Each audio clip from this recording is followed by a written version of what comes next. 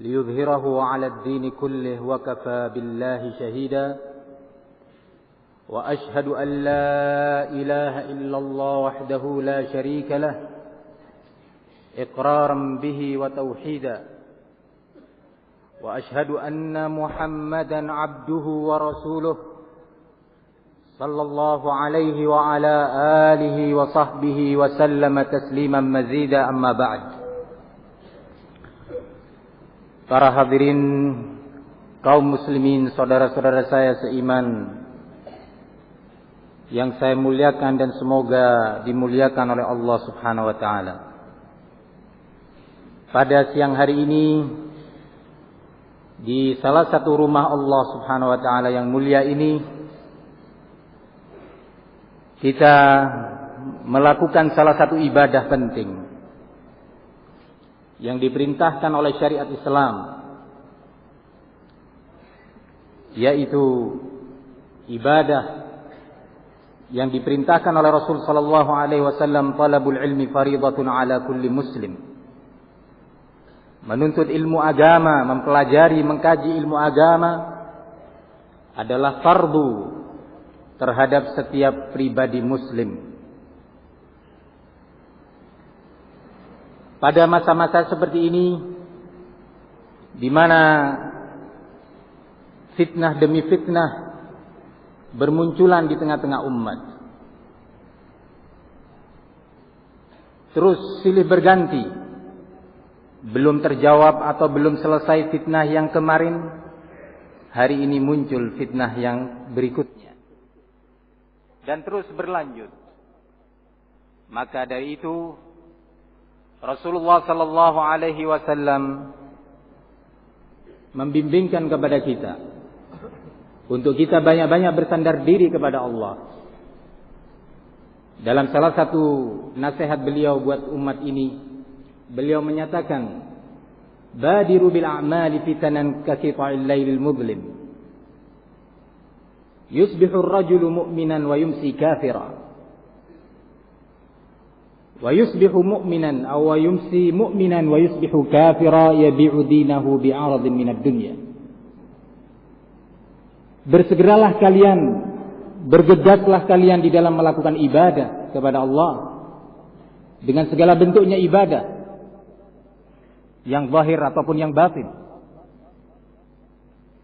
baik dalam bentuk salat, zikrullah, qiraatul Quran, talabul ilmi, saum, puasa dan yang lainnya dari ibadah-ibadah yang disyariatkan oleh Al-Quran dan Sunnah Rasul sallallahu alaihi wa ala alihi wasallam.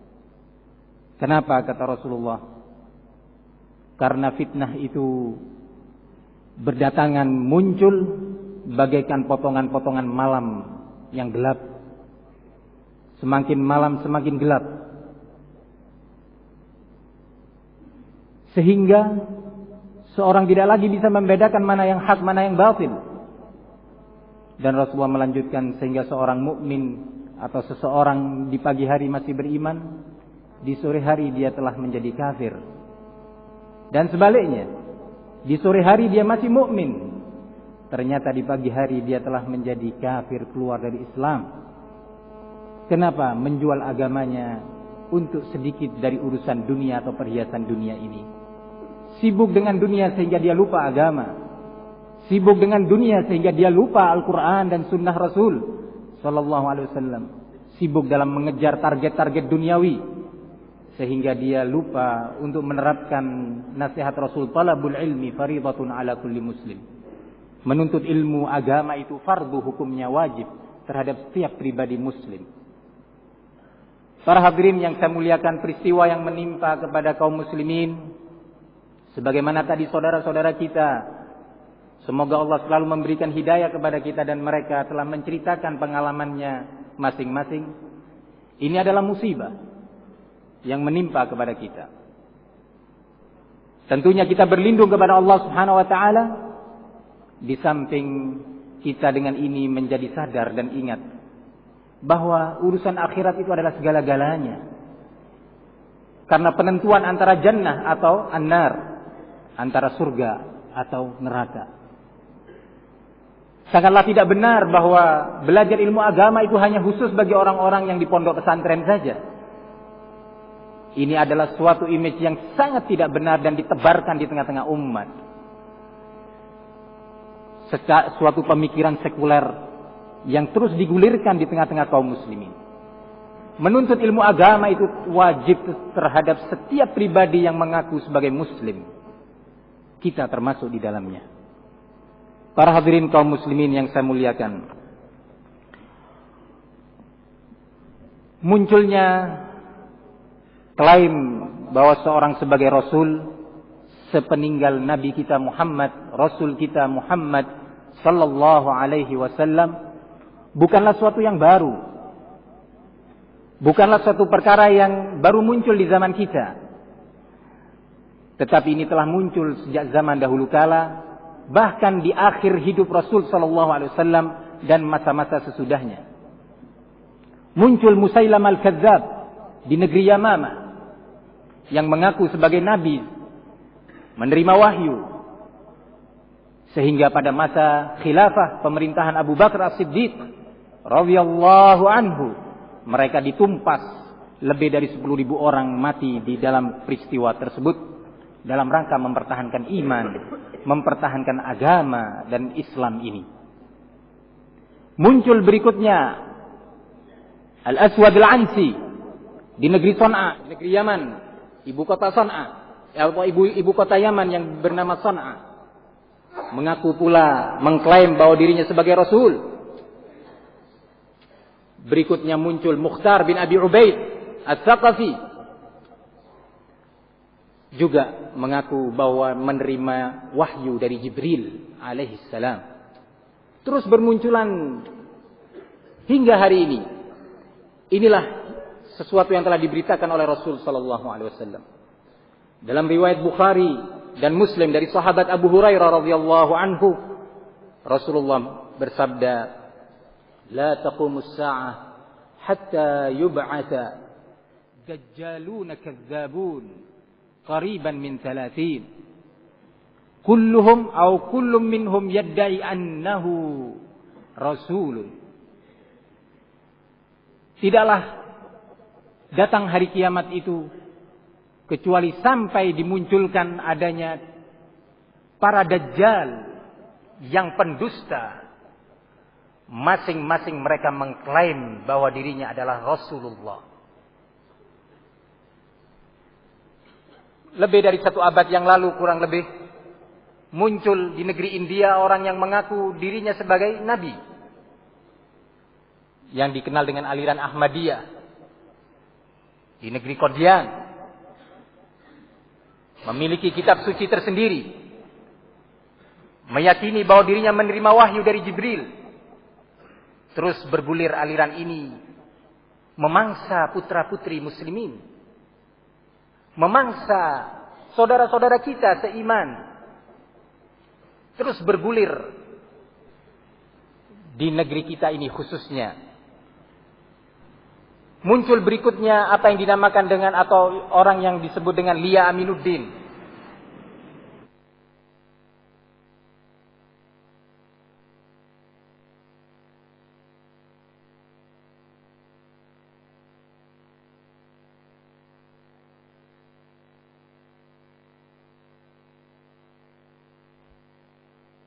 Bahayai. Mungkin kita, kata salah satu dari kita, ketika ada berita bahwa para maling dan para perampok beroperasi di kampung kita, maka kita akan segera mengambil langkah antisipasi, mempertinggi pagar rumah kita, memperkuat pagar besi rumah kita, membeli kunci yang lebih modern dan lebih sulit untuk dibuka demi menjaga keselamatan harta kita.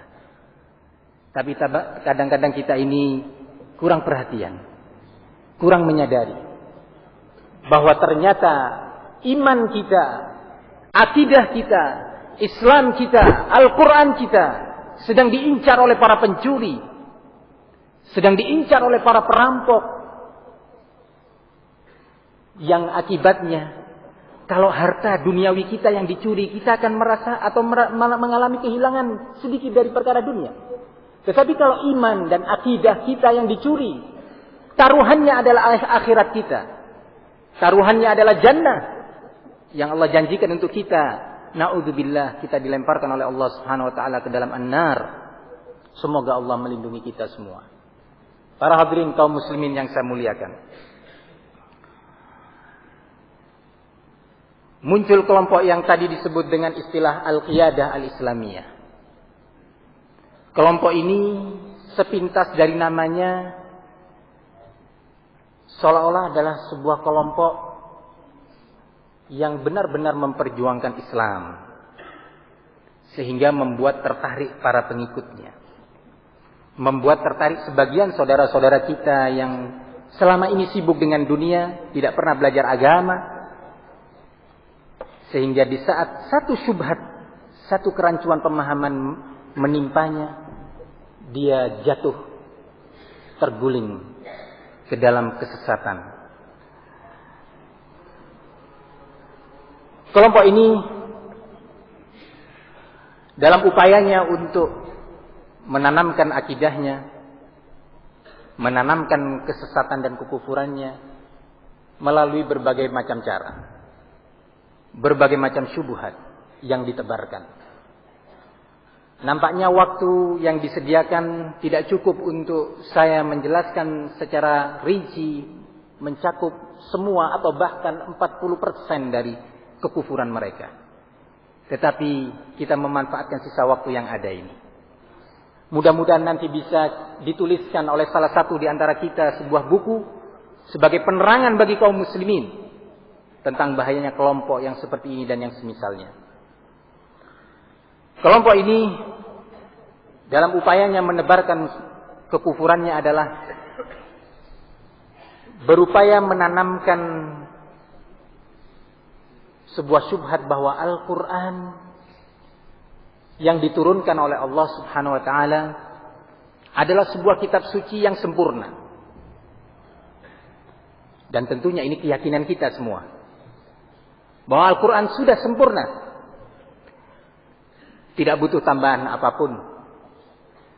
Ini Al-Quran. Tapi apakah yang dimaui oleh kelompok Al-Qiyadah Islamiyah dengan pernyataan dan slogannya ini? Bahwa Al-Quran sudah tidak lagi butuh penjelasan apapun. Tidak butuh kepada sunnah Rasul Sallallahu Alaihi Wasallam untuk menjelaskannya. Karena di dalam Al-Quran, di dalam surat An-Nahl, Allah menyebutkan tentang Al-Quran ini tibyanan likulli syai'in. Al-Quran itu sebagai penjelas terhadap semua perkara. Sehingga kalau masih ada dari antara umat ini yang mengatakan bahwa Al-Quran masih membutuhkan penjelasan dari Rasul, dari hadis Rasul, dari sunnah Rasul, berarti dia telah menuduh Al-Quran tidak sempurna. Yang konsekuensinya menuduh Allah Subhanahu wa taala. Ini logika yang pertama dipasangkan, bingkai berpikir yang pertama ditanamkan. Untuk kemudian Al-Quran dijelaskan dan difahami, digiring ke sana kemari dengan hawa nafsu mereka. Nanti akan saya sebutkan beberapa contoh dari sekian banyak contoh. Pertanyaannya, apakah benar memang bahwa Al-Quran tidak butuh kepada penjelasan Rasul Sallallahu Alaihi Wasallam? Demikiankah Al-Quran seperti yang digambarkan oleh kelompok Al-Qiyadah Al-Islamiyah?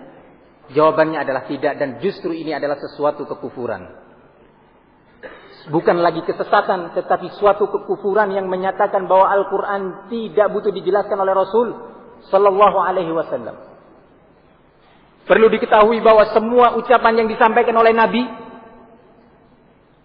semua hadis yang diucapkan oleh Rasul Sallallahu Alaihi Wasallam itu adalah wahyu dari Allah Subhanahu Wa Taala.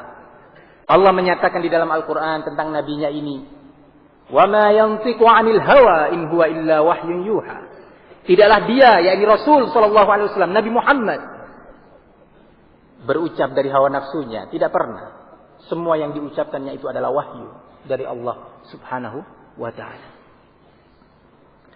Ini dipertegas oleh Allah Subhanahu wa Ta'ala dalam Al-Quran dalam banyak ayatnya. Bahwa Rasulullah membawa hikmah yang Allah berikan kepada beliau, membawa sunnah yang diberikan oleh Allah Subhanahu wa taala kepada beliau. Perlu diketahui, Allah menyatakan di dalam salah satu ayatnya di dalam surat Ali Imran, "Laqad manallahu 'alal mu'minina idz ba'atsa fihim rasulan min anfusihim." Sungguh Allah telah memberikan karunia kepada kaum mukminin. Apa karunianya?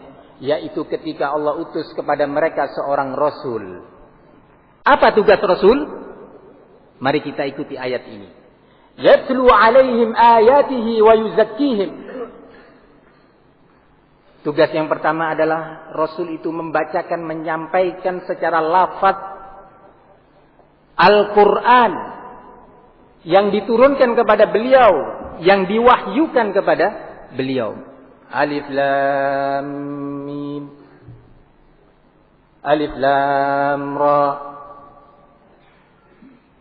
dan ayat-ayat yang lainnya. Dzalikal kitabu la raiba fih. Turun ayat, dibacakan, disampaikan oleh Nabi lafaznya.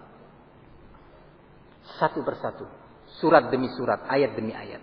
Hingga terkumpullah 30 juz Al-Quran yang ada pada kita. Dan dijaga oleh Allah Subhanahu wa ta'ala kemurniannya sampai akhir kehidupan ini. Kemudian yang kedua, tugas Rasul itu adalah wa yuzakkihim. Membersihkan mereka, mensucikan mereka dari kejahiliaan menuju kepada cahaya tauhid. Membersihkan mereka dari dosa-dosa kesyirikan menuju kepada nur tauhid. Membersihkan mereka dari berbagai macam bentuk kemaksiatan yang mengotori jiwa mereka dengan disampaikannya Al-Quran kepada mereka. Kemudian Allah lanjutkan ayat ini dengan mengatakan wa yu'allimuhumul kitaba wal hikmah. Dan dia Rasul sallallahu alaihi wasallam juga mengajarkan kepada mereka, kepada kaum mukminin, mengajarkan Alkitab, yu'allim. Bukan sekedar yatlu, membacakan. Bukan sekedar yuballigh, menyampaikan lafaz-lafaz Al-Quran saja. Tidak. Tetapi yu'allimuhumul kitaba. Dan juga Rasul itu mengajarkan kepada mereka tentang Alkitab. Yakni Al-Quran. Wal hikmah. Apa itu al-hikmah? Dijelaskan oleh para mufassirin bahwa al-hikmah itu adalah as-sunnah, yakni sunnah Rasul sallallahu alaihi wasallam. Rasulullah sallallahu alaihi wasallam juga menegaskan dalam sebuah hadis yang diriwayatkan oleh Imam Abu Ya'la dan yang lainnya, Ahmad, Tirmidzi. Rasulullah menyatakan, inni utitul Qur'ana wa mithlahu ma'ahu. Sesungguhnya aku ini diberi, yakni diturunkan kepadaku oleh Allah Subhanahu wa taala Al-Qur'an dan yang semisal dengannya, yaitu As-Sunnah. Para hadirin yang saya muliakan, Al-Qur'an memerintahkan kepada kita untuk salat. Wa aqimis salata liduluki syams. Dan tegakkanlah salat. Ayat yang semisal ini banyak di dalam Al-Qur'an. Perintah untuk sholat. Banyak dalam Al-Quran. Dari mana kita tahu bahwa sholat itu dimulai dengan takbiratul ihram? Allahu Akbar. Kenapa kok tidak mengucapkan Subhanallah? Kenapa sholat tidak dimulai dengan sujud dahulu, kemudian berdiri, baru Fatihah? Kenapa? Dari mana kita tahu? Siapa yang mengajarkan kepada kita? Tidak ada lain kecuali Rasulullah sallallahu alaihi wasallam yang bertugas wa yu'allimuhumul kitaba, dan mengajarkan kepada kaum mukminin Alkitab, yakni Al-Qur'an.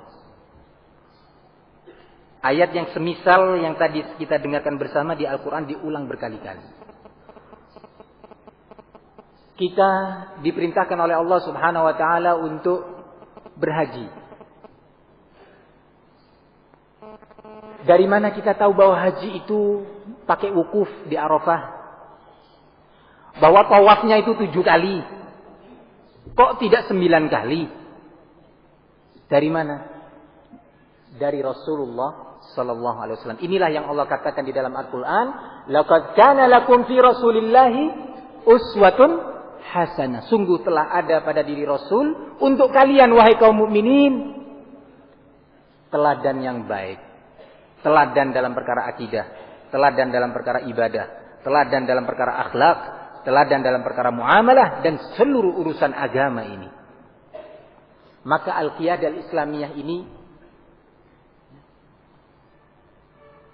berupaya untuk merobohkan tiang Islam yang satu ini tadi. Yang dengannya akan roboh rukun Islam. Sehingga sholat itu nggak perlu takbiratul ihram, nggak perlu sujud, ruku dan yang lainnya. Mereka memiliki pengertian sholat yang sendiri. Para hadirin yang saya muliakan, kita tidak bisa menjelaskan atau memahami Al-Quran kecuali dengan apa yang dijelaskan oleh Rasul sallallahu alaihi wasallam. Ini yang Allah tegaskan di dalam ayatnya yang lain, wa anzalna ilaikal kitaba bil haqqi. Atau dalam ayat lain Allah juga menyatakan wa anzalna ilaikadz dzikra litubayyana lin-nasi bima arakallah.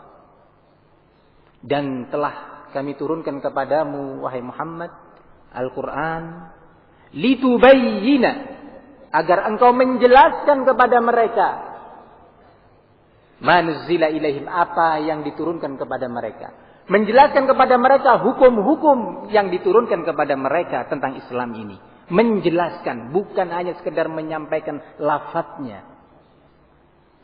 Allah Subhanahu wa taala memerintahkan kepada kaum muslimin untuk memotong tangan pencuri.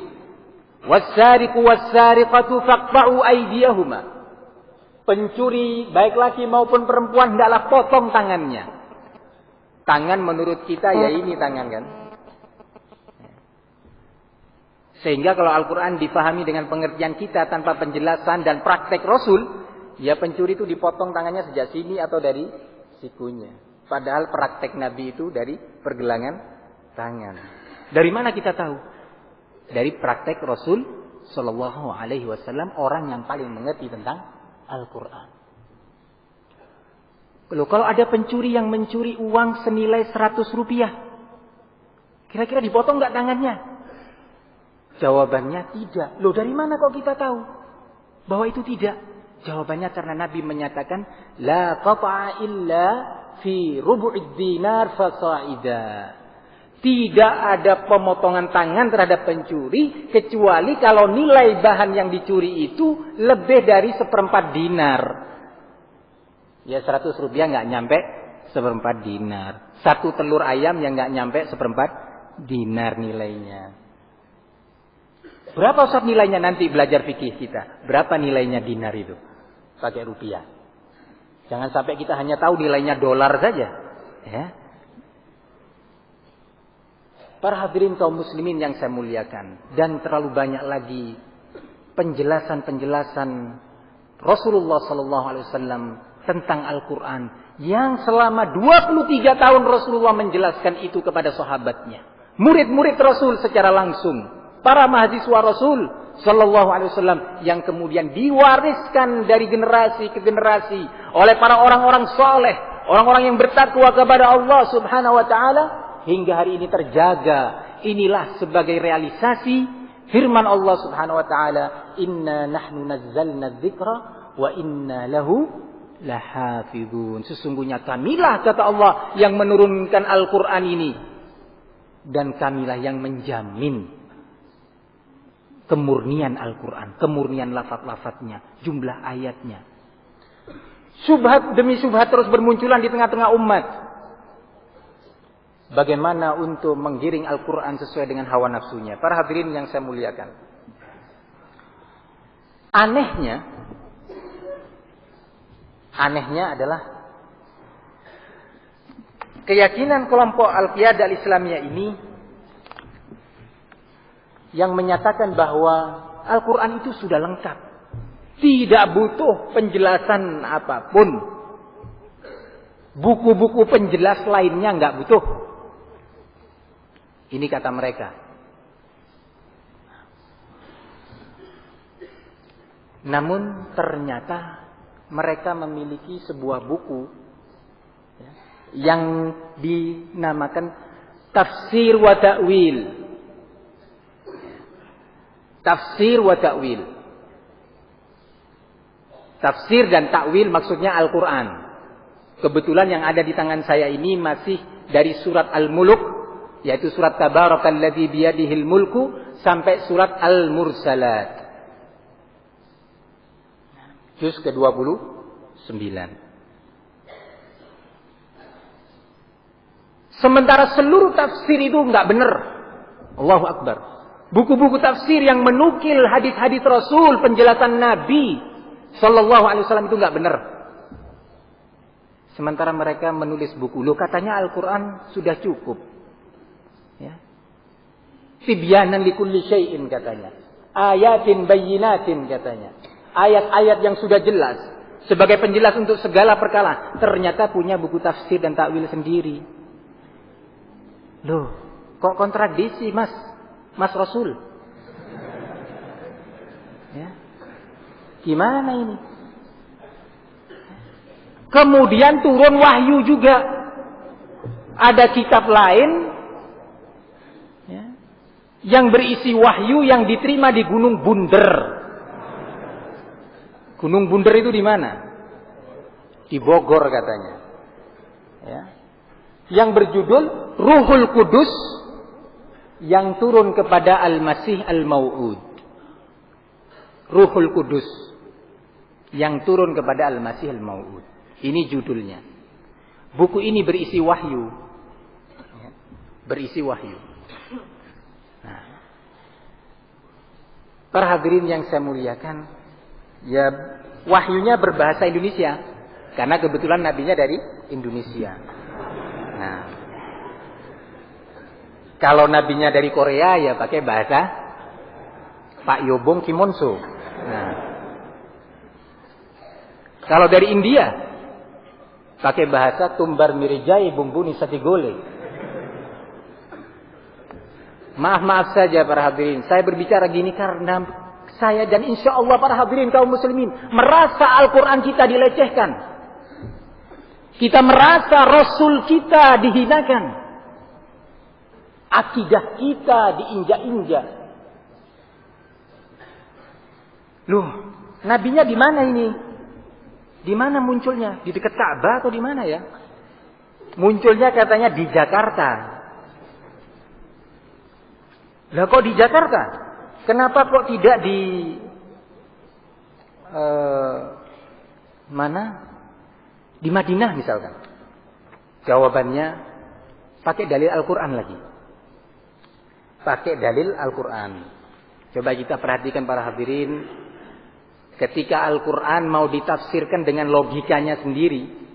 Al-Quran mau ditafsirkan dengan bahasa kita yang kita ini lemah tentang bahasa Al-Quran. Ya. Mau menafsirkan Al-Quran terlepas dari bimbingan Nabi. Terlepas dari bimbingan para sahabat Rasul Sallallahu Alaihi Wasallam. Terlepas dari bimbingan Khulafaur Rasyidin. Abu Bakar, Umar, Utsman, wa Ali. Dan bimbingan para sahabat Nabi seluruhnya. Ini bahaya. Rasul Sallallahu Alaihi Wasallam, satu hal penting ingin saya sampaikan, menggambarkan dan memberitakan kepada kita akan terjadinya perselisihan di tengah umat ini. Tetapi Rasul tidak membiarkan umat ini kebingungan mencari jalan keluar. Rasul tidak hanya sekedar memberitakan akan terjadinya perselisihan, tetapi beliau memberitakan kepada kita bagaimana jalan keluarnya. Rasulullah menyatakan, "Fa'innahu man ya'ish minkum fasayara ikhtilafan katsira." Sesungguhnya yang hidup di antara kalian sepeninggalku nanti akan menyaksikan adanya perselisihan yang banyak. Ini musibah. Jalan keluarnya gimana? Jalan keluarnya jangan cari di Gunung Kidul, jangan cari di Gunung Bunder ataupun di gua manapun. Jangan mencari jalan keluar dengan bersemedi. Jalan keluarnya Rasulullah menyatakan, "Alaikum bisunnati wa sunnatil khulafa'ir rasyidin al-mahdiyyin min ba'di." Wajib bagi kalian di saat seperti itu. Wajib bagi kalian di saat menemui kondisi yang seperti itu. Untuk berpegang teguh dengan sunnahku. Sunnah yang dimaksud adalah akidahku, prinsipku, agamaku, ideologiku, manhajku. Ini maksudnya. Cara ibadahku. Sunnah itu meliputi agama secara menyeluruh. Meliputi Islam secara menyeluruh. Kemudian Rasul lanjutkan. Wa sunnatil khulafa ar-rasyidin, dan sunnah atau prinsip akidah para khulafa ar-rasyidin. Maka mari kita lihat apa dalilnya kok Rasulnya munculnya di Jakarta. Kenapa dipilih Jakarta kok tidak Semarang? Ya. Jawabannya adalah kata mereka di dalam Al-Quran surat Al-Qasas. Nah, pakai dalil kan? Dalilnya Al-Quran loh. Jadi tidak benar atau tidak selalu benar ucapan bahwa kita harus kembali kepada Al-Quran. Sampai di sini nggak benar. Pernyataan bahwa kita harus semua kembali dan berpegang teguh pada Al-Quran. Sampai di sini saja. Bahaya. Al-Quran menurut siapa, Mas? Al-Quran menurut Riyada Islamiyah. Al-Quran menurut Ahmadiyah. Al-Quran menurut Lia Aminuddin. Al-Quran menurut Musailamah Kadzdzab. Banyak nanti. Maka kembalikanlah Al-Quran sesuai yang dibimbingkan oleh Nabi. Turun ayat, Rasulullah praktek. Gini loh caranya. Turun besok satu surat, Rasulullah ceramah. Gini loh caranya. Atau kadang-kadang ada sebuah kejadian, ya, di tengah-tengah sahabat tiba-tiba turun ayat kepada Nabi, wahyu. Menjadi sebab nuzul ayat. Peristiwa demi peristiwa. Ini Al-Quran. Para hadirin yang saya muliakan, ayat itu terdapat dalam surat Al-Qasas ayat 59. Allah menyatakan, "Wa ma kana rabbuka muhlikal qura hatta yab'atsa fi ummiha rasulan yatlu 'alaihim ayatina." Tidaklah Rabb kamu wahai Muhammad menghancurkan suatu negeri atau negeri-negeri kecuali Allah telah mengutus di ibu kota negeri-negeri itu seorang Rasul.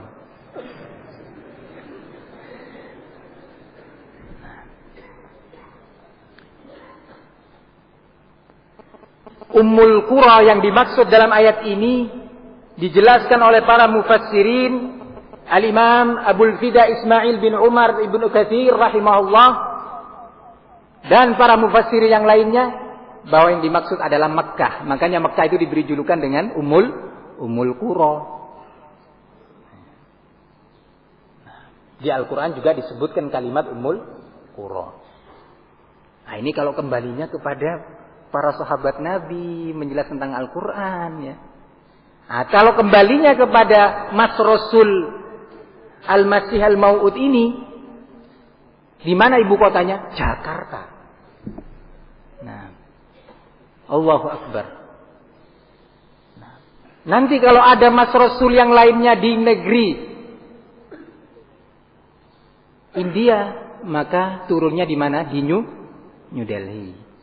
Kalau di Korea di Seoul. Nah,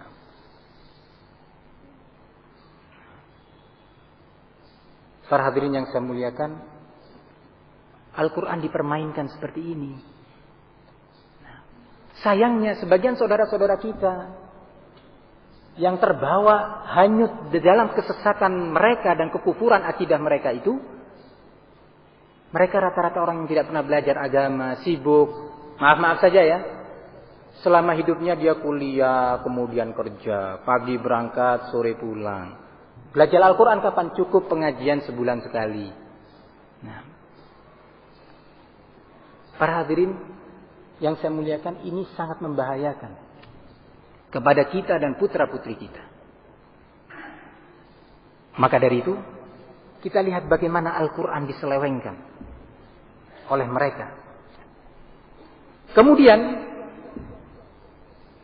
di antara akidah mereka, di dalam mempermainkan Al-Quran, setelah merobohkan pokok dasar bagaimana menafsirkan Al-Quran, yaitu Al-Quran ditafsirkan dengan ayat Al-Quran yang lainnya. Ini cara penafsiran Al-Quran yang pertama. Al-Quran ditafsirkan dengan ayat Al-Quran yang lainnya, diperjelas.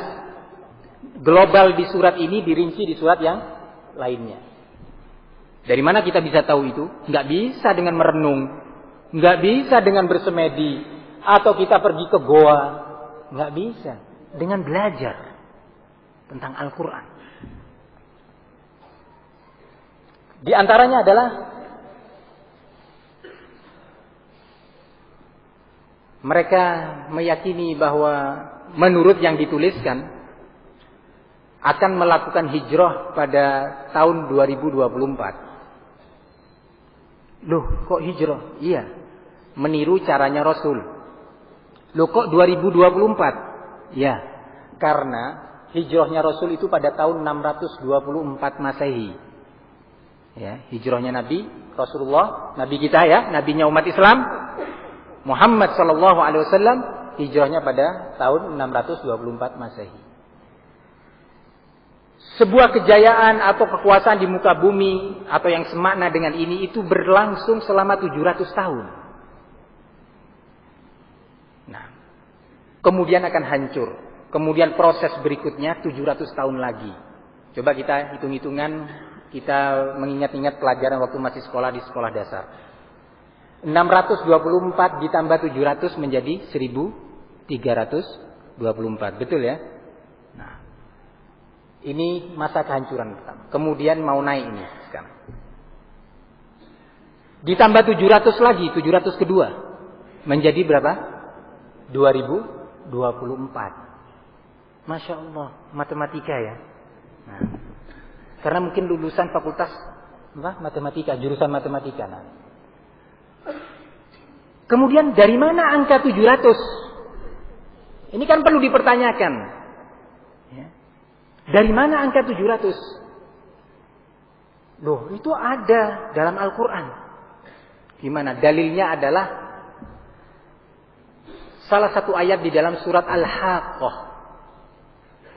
Ya, salah satu ayat di dalam surat Al-Haqqah. Di mana ayatnya menyatakan, "Tsumma fi silsilatin zar'uha sab'una dhira'an faslukuh." Nah, khudhuhu faghullu thumma al-jahima sallu. Tsumma fi silsilatin zar'uha sab'una dhira'an faslukuh. Ayat ini berbicara tentang kondisi orang penduduk Jahannam. Makanya sebelumnya Allah menyatakan tentang mereka, khudhuhu faghullu. Ambil mereka, lemparkan dan ikat tangan mereka di lehernya. Tsummal jahima sallu. Kemudian mereka lemparkan ke dalam neraka jahim. Ayat ini berbicara tentang apa? Tentang neraka dan penduduk neraka. Kemudian Allah lanjutkan, tsumma fi silsilatin. Kemudian belitlah orang itu dengan rantai yang panjangnya 70 zira', 70 hasta. 70 hasta. Kemudian dijelaskan, rantai itu lambang kekuasaan. Lambang kekuatan. Dan yang semakna dengan ini. 70 hasta, satu hasta itu sama dengan 10 depa. Saya kaget. Satu hasta saya lihat di kamus itu panjangnya dari siku sampai ujung terakhir jari bagian tengah. Ini satu hasta. Bahasa Arabnya dhira'. Ya. Kalau depa itu adalah bentangan dua tangan dari ujung jari tengah sampai ujung jari tengah yang satunya. Satu hasta sama dengan 10 depa. Berarti 70. Hasta 70 kali 10 sama dengan 700 tahun. Gimana ini? Nah, ini sama dengan 10 meter kali 10 sama dengan 100 ekor.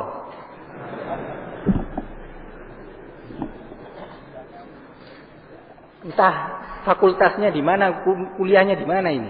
Nah, Masya Allah. 10 orang bayi kali 10 orang bayi sama dengan 100 ekor kambing. Waduh, bahaya. Nah.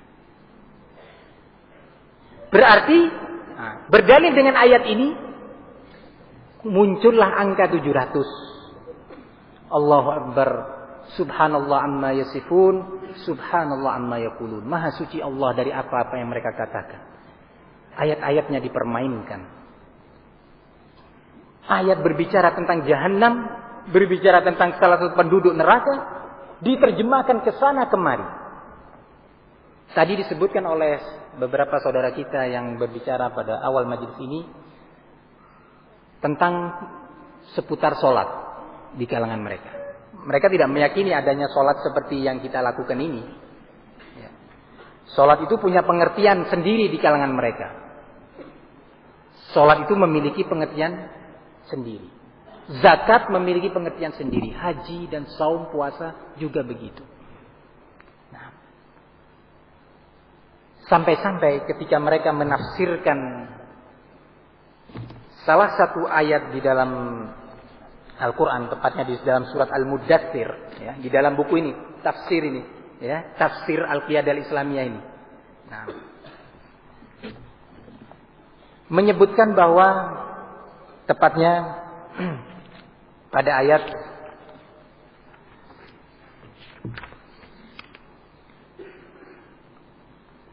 ke-42 surat Al-Muddatsir, di mana Allah menyatakan ma salakakum fi saqar.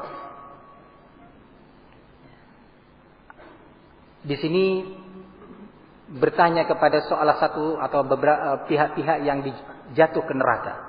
Apa yang menyebabkan kalian terjerumus ke sakor? Sakor itu salah satu nama neraka. Salah satu nama neraka.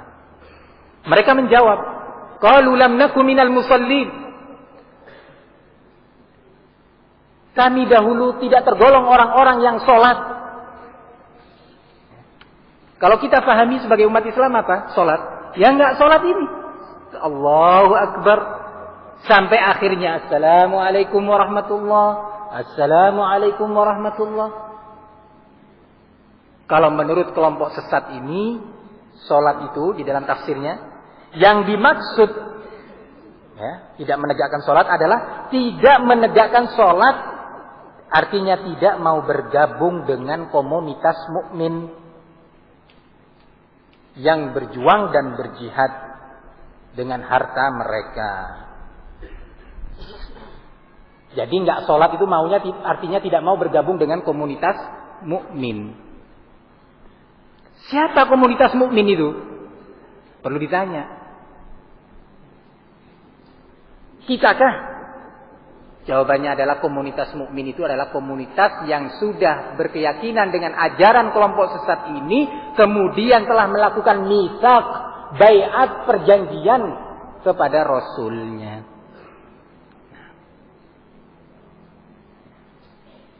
Berarti kita ini adalah komunitas musyrik. Kita adalah komunitas musyrik. Sebagaimana diceritakan oleh salah satu bapak tadi, anaknya yang juga ikut kelompok ini dengan tegas memvonis kedua orang tuanya sebagai musyrik, nggak mau kembali ke rumah selama masih musyrik. Pak Anu masih ada Pak? Iya betul Pak. Iya betul katanya. Nggak mau kembali ke rumah selama bapak dan ibu masih musyrik. Allahu Akbar. Berarti kita ini semua musyrik.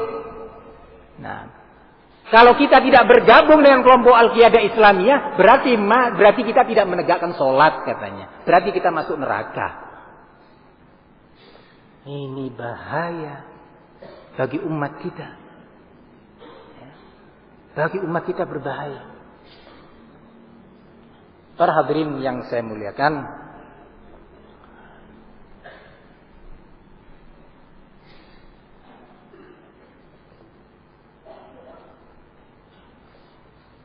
kemudian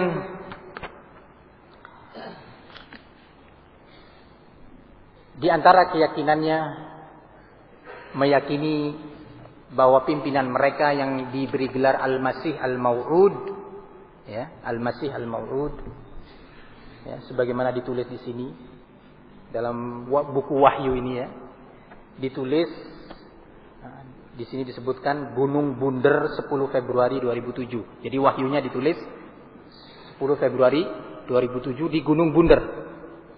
Nah, Atas nama di sini ditulis Mikhail Muhdats. Ya. Nggak jauh lah mirip dengan Mikhail Gorbachev. Mirip. Nah. Kebetulan anak bapak tadi mudah-mudahan Allah mengembalikan putranya kepada Islam, ya, sambil didoakan. Ya. Itu namanya diberi nama oleh orang tuanya dengan nama baik. Kemudian diganti dengan nama Immanuel Fadli. Jadi gabungan Islam Kristen. Immanuel Fadli. Nah, namanya. Para hadirin yang saya muliakan, keyakinannya adalah dia sebagai Rasul. Ketika ada pihak yang mencoba membantah, loh, bukankah Allah Subhanahu wa taala di dalam surat Al-Ahzab ayat ke-40 sudah menyatakan, "Ma kana Muhammadun aba ahadin min rijalikum, walakin Rasulullah wa khataman nabiyyin." Tidaklah Muhammad itu ayah salah seorang pria di antara kalian, tetapi dia itu adalah seorang Rasul dan penutup para nabi. Mereka menjawab, iya memang, kalau para nabi sudah ditutup, kalau Rasul belum. Nah. Kalau Rasul belum.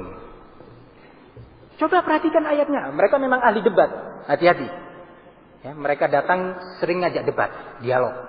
Datang ke kos-kosan, ya. Kos-kosan anak mahasiswa ini terkhusus para mahasiswa. Nah, jadilah juga mahasiswa Al-Quran dan Sunnah. Jadilah mahasiswa syariat Islam. Belajar tentang Islam. Luangkan waktu, pikiran dan tenaga antum semuanya untuk Islam. Jangan sampai kita hanya disibukkan dengan perkara-perkara duniawi. Jangan sampai kita akan hidup di dunia ini sementara dan berakhir. Berakhir kehidupan dunia ini. Dan kita akan berhadapan dengan Allah Subhanahu wa ta'ala. Dan akan kita dimintai pertanggungjawaban atas seluruh amalan kita di dunia ini. Dan segala nikmat yang Allah berikan kepada kita. Jangan dikira kita akan hidup panjang di dunia ini. Kita akan kembali ke kubur. Dan dibangkitkan oleh Allah Subhanahu wa ta'ala. Belajarlah Al-Quran dan Sunnah Rasul Sallallahu Alaihi Wasallam. Maka kita perhatikan bagaimana mereka mempermainkan ayat ini. Khataman Nabiyyin dalam ayat ini tidak menafikan kemungkinan adanya Rasul. Yang dihapus adalah kemungkinan adanya Nabi. Apakah demikian? Mari kita dengarkan beberapa penjelasan mufassirin, ya, Al-Quran tentang masalah ini. Dijelaskan oleh Al-Imam Ibnu Katsir rahimahullah. Di dalam tafsir Al-Quranil Azim, kata beliau tentang ayat, "Walakin Rasulullah wa khataman nabiyyin wa kana bikulli syai'in 'alima, fa hadhihi al-ayatu nassun fi annahu la nabiyya ba'da." Ayat ini sebagai dalil tegas tentang tidak adanya nabi setelah beliau sallallahu alaihi wasallam. Kemudian beliau lanjutkan. Coba perhatikan seorang yang safih, ya, mengerti tentang Al-Quran. "Wa idza kana la nabiyya ba'da fala rasula ba'da bittariqil aula wal ahra." Kalau seandainya sudah dinafikan kemungkinan adanya nabi, tentunya kemungkinan adanya rasul pun lebih-lebih dinafikan. Karena apa? Setiap rasul itu pasti nabi dan tidak semua nabi itu rasul. Di antara ciri-ciri rasul itu diberi kitab suci, diperintahkan untuk menyampaikan, ya, ini ciri-ciri rasul. Disebutkan oleh Syekhul Islam Ibnu Taimiyah rahimahullah di dalam kitab beliau An-Nubuwat. Disebutkan juga oleh Imam Ibnu Katsir sendiri dan yang lainnya para ulama tentang perbedaan nabi dan rasul. Lebih tegas dari ini semuanya diriwayatkan oleh Imam Abu Ya'la di dalam kitab Musnadnya, kemudian Imam Ahmad dan juga Imam At-Tirmidzi rahimahullah bahwasanya Rasulullah menyatakan. Ini hadis yang akan kita dengarkan bersama sebagai salah satu penjelas Al-Quran. Kata Rasulullah, "Innar risalata wan nubuwah qad inqata'at, fala nabiyya ba'di wala rasula." Sesungguhnya kerasulan dan kenabian setelahku telah terputus. Sehingga tidak ada seorang nabi pun setelahku Bahkan tidak akan pernah ada lagi seorang rasul pun setelahku. Penegasan dari Rasulullah sallallahu alaihi wasallam. Para hadirin yang saya muliakan, hadis-hadis tentang ini adalah hadis-hadis yang mutawatir. Yang banyak sekali jalan riwayatnya menegaskan tentang tidak adanya nabi setelah Rasulullah SAW dan tidak ada rasul. Dan ini adalah salah satu akidah pokok Islam. Salah satu makna syahadat anna Muhammadan Rasulullah. Salah satu makna, bagian dari makna persaksian tidak ada rasul atau bahwasanya Muhammad itu adalah Rasulullah, di antara maknanya adalah berkeyakinan bahwa beliau adalah nabi dan rasul terakhir. Para hadirin yang saya muliakan, syubhat demi syubhat mereka lemparkan, kerancuan demi kerancuan ditebarkan di tengah-tengah umat ini. Sebagaimana saya jelaskan tadi, waktu yang sangat singkat ini tidak cukup bagi kita untuk menyebutkan semua itu. Namun ada beberapa hal lagi yang tersisa dari sisa waktu yang ada. Perlu diketahui bahwa kelompok Al-Qiyadah Al-Islamiyah ini dalam beberapa tulisannya yang tadi saya sebutkan, termasuk buku wahyunya ini dan sebuah buku yang ditulis langsung oleh Rasul yang diberi julukan Al-Masih Al-Mau'ud. Arti Al-Masih Al-Mau'ud itu adalah Al-Masih yang dijanjikan. Maksudnya gitu. Adalah mereka selalu berupaya untuk menghubung-hubungkan antara Islam dan Kristen atau Al-Quran dengan Injil. Sampai-sampai di dalam pemakaian istilah-istilahnya pun seperti itu. Seperti itu. Di antaranya disebutkan dalam buku Ruhul Kudus ini, ya, firman wahyu yang turun kepada Nabi atau Rasul mereka adalah mereka menyatakan dalam bab 2 yang berjudul Ruhul Kudus, ya, dalam subpoin bangkit dari antara orang mati, dia menyatakan pernyataannya, kalau kita membaca Alkitab, yang dimaksud adalah Injil, adalah kalimat bahwa Yesus Kristus bangkit dari antara orang mati. Disebutkan di sana Yesus Kristus. Kemudian dari sini kita dapat memahami bahwa kelahiran Yesus bukan kelahiran jabang bayi. Kelahiran Yesus yang membuat khawatir Herodes adalah kelahiran seorang Mesias atau pemimpin. Kelahiran Yesus sebagai pribadi jelmaan Ruhul Kudus. Ini bahasa seperti ini terdapat di buku wahyunya. Kira-kira ini bagian dari Islam apa? Ya. Kira-kira seperti inikah wahyu Allah? La haula wa la quwata illa billah. Kemudian masih dia menyatakan kalimat-kalimat yang semakna ini yang tidak cukup waktu untuk saya bacakan satu persatu. Di antara doktrin yang mereka tanamkan kepada para anggotanya adalah bahwa trinitas yang ada di agama Kristen itu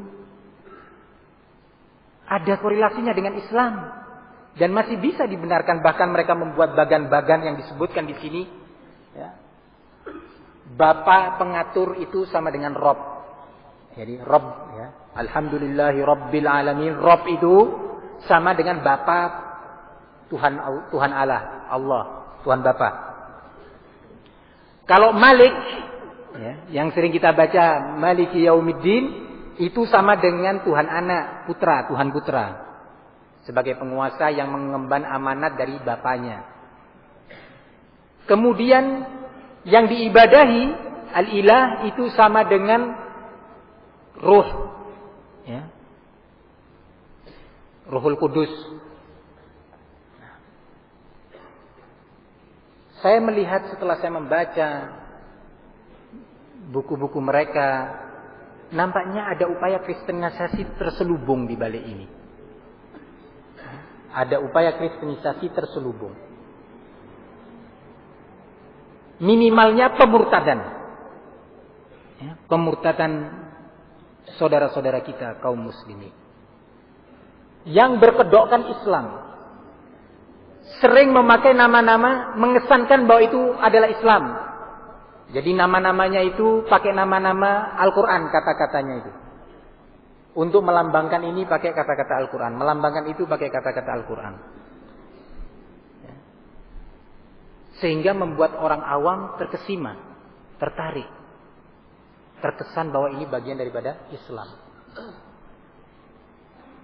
Di antara misi dan visi kelompok ini disebutkan dalam salah satu tulisan Al-Masih Al-Mau'ud, menyatakan bahwa misi dan visi sudah jelas, yaitu sittati ayyamin. Sittati ayyam ini bahasa Al-Quran sebenarnya. Enak kan ya kalau didengar ada sedikit-sedikit bahasa Arabnya gitu. Terkesan bahwa ini ilmiah Islami. Fi sittati ayyamin. Artinya secara bahasa kita sittati ayyam itu 6 hari. Maksudnya apa? Visi dan misi mereka itu terdiri dari 6 tahapan. Tahapan pertama dinamakan sirron, pergerakan rahasia. Ya, sekarang masih rahasia ini. Ya. Dari kampus ke kampus pelan-pelan, dari kos-kosan ke kos-kosan, ya. Masih sirron. Yang kedua jahron, baru setelah itu nanti ada jahron, terang-terangan sudah. Yang ketiga hijrah. Hijrah. Entah kemana hijrahnya, nggak tahu kita. Nah, dari Jakarta, kalau Rasulullah dari Mekah ke Madinah, kalau ini dari Jakarta kemana ini kira-kira? Nah, ke Jogja. Nah, rupanya ingin makan gudeg. Ya. Yang ketiga apa tadi? Hijrah. Yang keempat qital, perang. Perang menghadapi kaum musyrikin. Ya.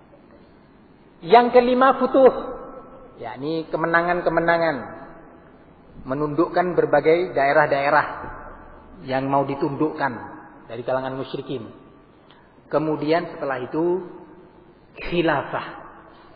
Ya, khilafah. Nah, kekuasaan terakhir. Saya melihat kelompok ini sebenarnya walaupun dalam beberapa aktivis mereka, para pegiat mereka yang keliling itu selalu berupaya mengesankan bahwa kelompok ini bukanlah kelompok terorisme. Tetapi saya melihat ini akan membentuk kader-kader militan yang sampai pada marhalah atau tahapan qital. Nah, perang. Nah, siapa yang akan diperangi? Komunitas musyrik. Siapa komunitas musyrik? Ya selain kelompoknya. Maka saya melihat kelompok ini kelompok berbahaya yang bisa menumpahkan darah kaum muslimin. Na'udzubillah, minimalnya bisa terjadi kayak di Irak situ. Ya, setiap hari hampir 20 orang dibom mati, besok 30 orang, dalam sepekan 400 orang, dalam sebulan 500.000 orang. Umat Islam. Ya. Enak-enak kita ceramah begini nanti dibom ini. Nah, bahaya ini. Makanya diikhlaskan niatnya sekarang. Nah, diikhlaskan niatnya yang hadir di sini. Khawatir nanti kalau dibom meninggal dalam keadaan sudah husnul khatimah insyaallah. Ya. Loh kok begitu Ustaz? Iya. Sebagian dari mereka ada yang mengancam panitia. Kalau acara ini diadakan nanti akan turun azab. Hati-hati. Nah. Para hadirin yang saya muliakan, inilah beberapa hal yang bisa saya sampaikan dalam waktu yang sangat singkat ini tentang kelompok kufur, kelompok kafir al-qiyadah, ya, yang tidak boleh diberi nama al-islamiyah ini. Semoga Allah Subhanahu wa taala melindungi kita semua. Semoga Allah Subhanahu wa taala membimbing kaum muslimin, memberikan hidayah ilmu kepada mereka semuanya. Amin ya rabbal alamin. Selanjutnya saya serahkan kembali kepada panitia.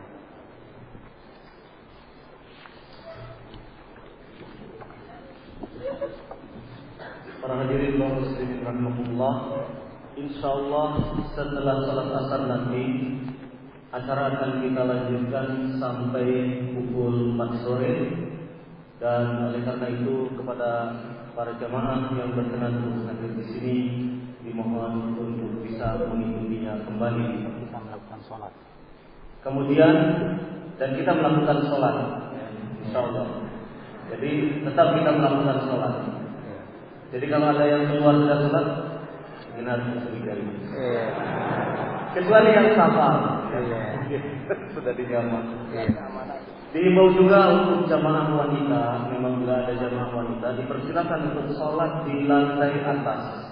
Dipersilakan untuk sholat di lantai atas bila ada jamaah wanita.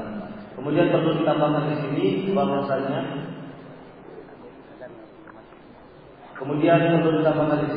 diantaranya ada beberapa anggota daripada Al-Qiyadah Al-Islamiyah ini bila ditanya apakah Anda dari kelompok Al-Qiyadah Al-Islamiyah, dia akan menjawab bukan.